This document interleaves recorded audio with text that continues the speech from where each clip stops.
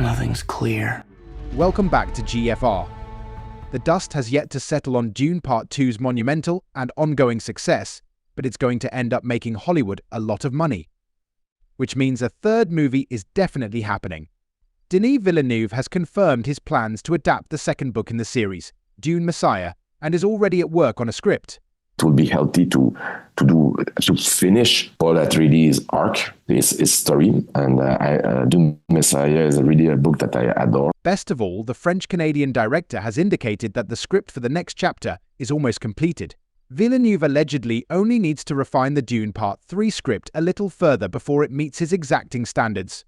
Speaking at the world premiere of Dune Part 2, Villeneuve made it clear that when it comes to Dune Part 3, he believes quality takes immeasurable precedence over haste.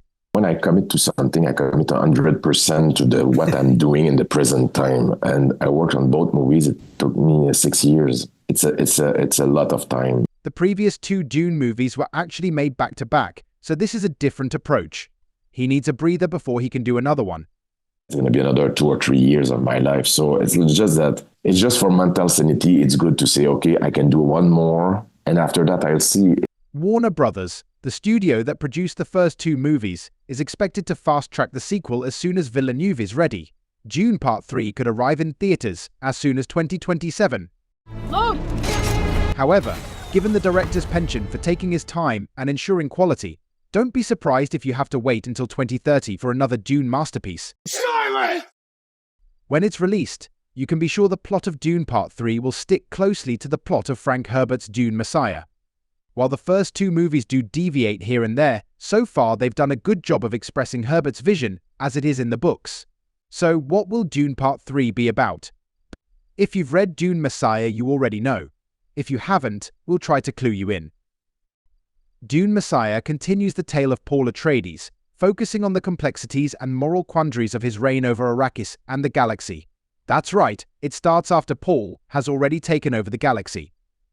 Which means if you were hoping for hordes of Fremen fighting on alien worlds and Atreides troops engaged in space battles, you'll likely be out of luck. Frank Herbert never wrote any of that. He glosses over it.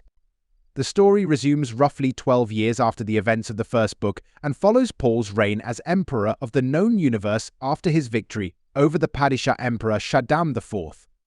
The galaxy-wide slaughter Paul engaged in forces the new emperor to struggle with the ethical implications of his actions and the future he has foreseen. Paul must weather new challenges from several factions, including the Bene Gesserit, the Spacing Guild, and a new nefarious order famed for their prowess in genetic engineering. All want him off the throne.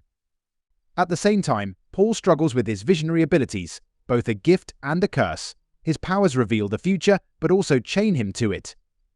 Chani and Paul actually do end up together, sort of. Chani is Paul's concubine, and his relationship with her, alongside his desire for a legitimate heir, evolves into a central theme. You can also expect a lot involving Paul's sister. She's a woman in Dune Messiah, and she's named Alia. As hinted at by Dune Part 2, her interaction with the water of life while still in her mother's womb has given her weird and disconcerting powers.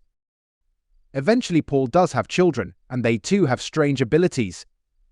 Paul's children have powers that exceed those of their father, and they often have very different goals. So Dune Part 3 is coming. But you may have a long wait. If you can't stand the wait, there's an easy answer. Pick up a copy of Dune Messiah and start reading. And remember, the spice must flow.